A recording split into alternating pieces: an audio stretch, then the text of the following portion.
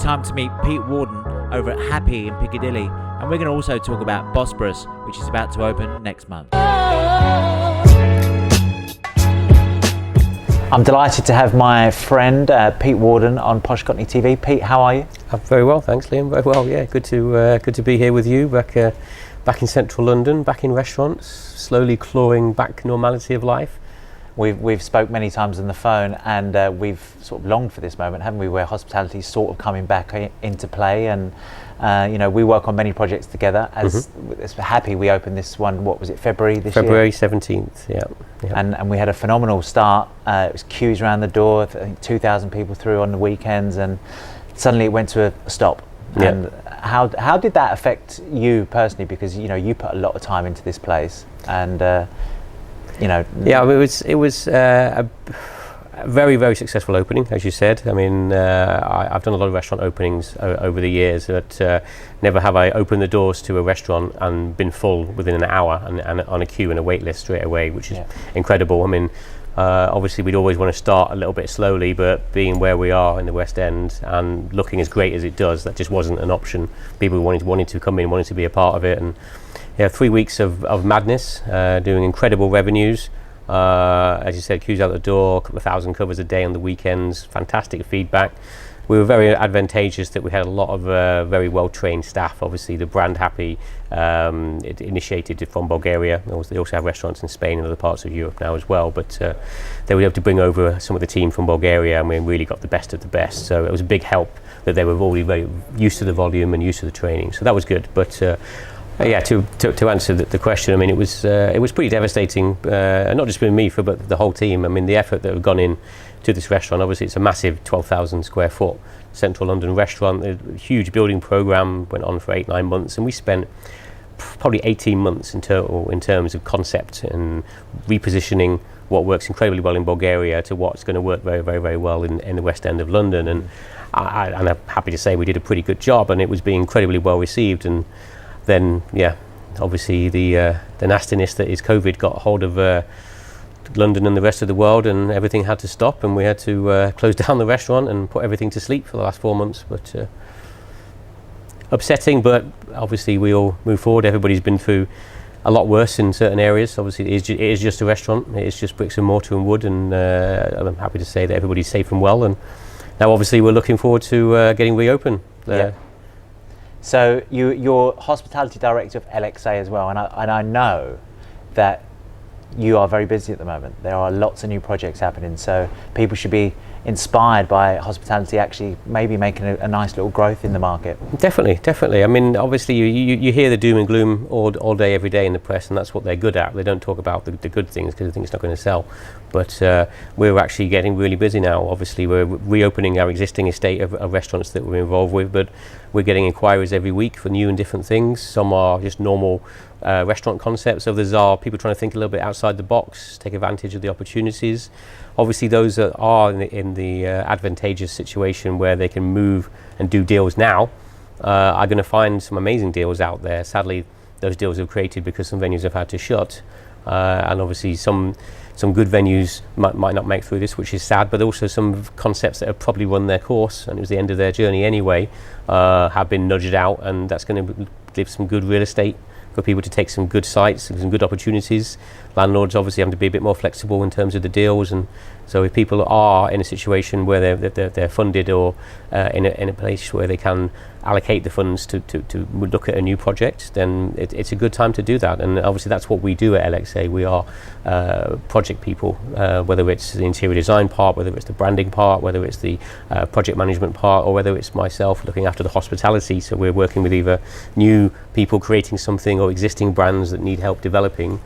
As new things move forward, that keeps us super busy. So what do you make of London right now? We've walked the streets together, and it's not as busy obviously as expected, but I think there's hope, don't you think? I think there's definitely going to be, I think people are trusting to come out a bit more. There's lots of good measures from lots of venues. What are you seeing? Well, I've been in quite a unique situation where I've seen the whole of lockdown in central London, because we've had restaurants here that needed to be checked up on. I've been pretty much from week 2 or 3 of lockdown, I've been popping in and out and having a look and making sure everything's good. So I've seen it when there was literally nobody here, and I've certainly been here a lot in the last month or so when things have started to reopen. So hope is a good word. Encouraging, definitely. Parts of Soho are absolutely rocking. Obviously, the fact that they've pedestrianised the streets in the evenings there has really made a massive difference. It's like a little mini party atmosphere pretty much every single day. The weather's been mostly good as well, which has helped. Quite funny yesterday, unfortunately, when it was really sunny one minute and raining a lot the next, and people had to run for cover. But on the whole, we've been blessed with the weather, and it's slowly building the confidence of the people. Obviously, tourists are a big missing part of the puzzle at the moment. So there's Londoners out in central London. And the tourists are starting to come back now. I think I'd say 5 to 10% a week increments. I'm seeing more people on the tubes. I'm seeing more families out and about. I'm seeing more people sightseeing Leicester Square, Covent Garden, Piccadilly, that really rely, 80% of their trade comes from tourism, are slowly edging back that way. And obviously, I think that will continue over the course of the summer now. We'll see more and more and more. Office workers, again, obviously is a big part of the pie in terms of London business, and that's been fairly slow in coming back so far. But again, I think will slowly trickle in now. Obviously, the advice is go to work if you can. People are starting to do that. I think September we'll see a big change in that. Obviously, when the schools then do go back in September, the parents are free to actually return to the offices. So I think a lot of people will. Obviously, who knows how many percentage that will be and how quickly it will all come back to normality and pre-COVID, if it ever will. But I think we'll see a big uplift in tourism numbers in the next month or two, and then office workers from September onwards, which is just it's needed. Obviously, there's so many restaurants, and especially when you have big places like this, you need to take from all areas, partly from the Londoners, partly from the tourism, partly from the office workers. Obviously, we are going to see a lot of staycations, which is a help. Now is the perfect time to visit London. If you want to go sightseeing, if you want to see the Thames, you want to go to the parks, they're nowhere near as busy as they would normally be, especially this time of year. So if you do want to miss the crowds but still see the best of London, now is the perfect time for people to come and enjoy London. So I'd certainly recommend that.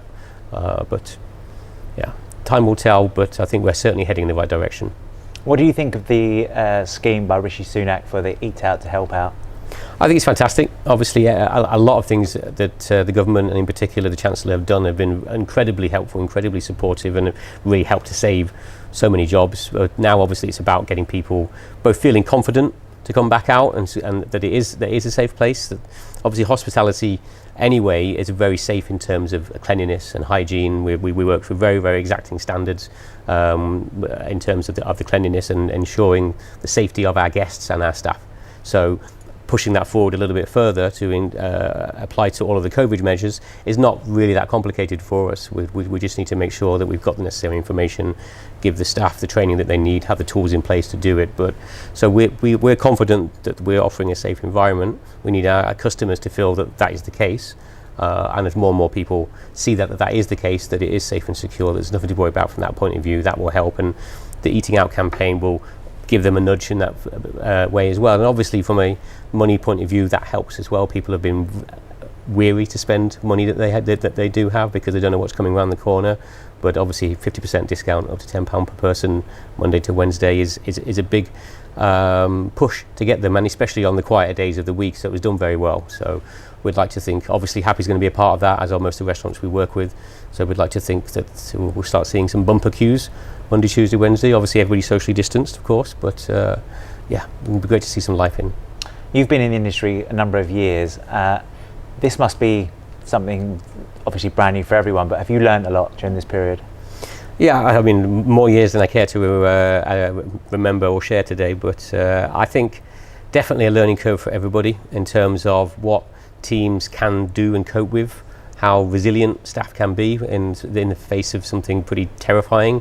Not knowing if you're going to have a job next week, not knowing what's going to happen is worrying, and everybody's been really flexible and fair and helpful in terms of, obviously, when we're sitting down and having discussions with them, which are not pleasant discussions about the furlough and then about the future and everything else. Everybody's been really understanding, and I think that's a big thing. Also, what I've seen, which makes me very happy, is the whole hospitality community as a whole coming together.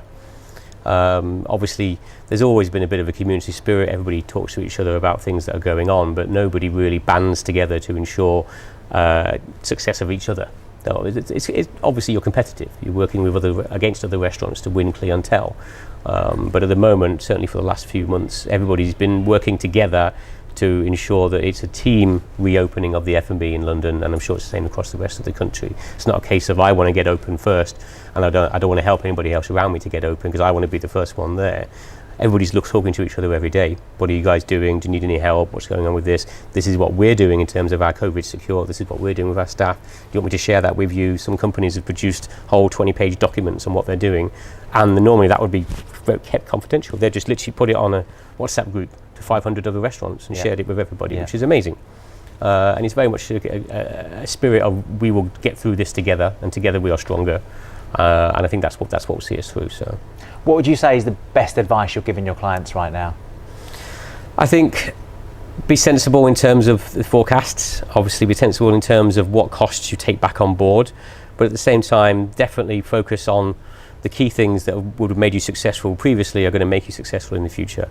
The best possible experience for the guests. How can we ensure that every guest that does choose to come into our restaurants, we exceed their expectations? Amazing food, amazing service, make them feel comfortable and happy, go that extra mile. And whilst it was important before, it's even more important now as there's less people and as they're feeling a little bit nervous.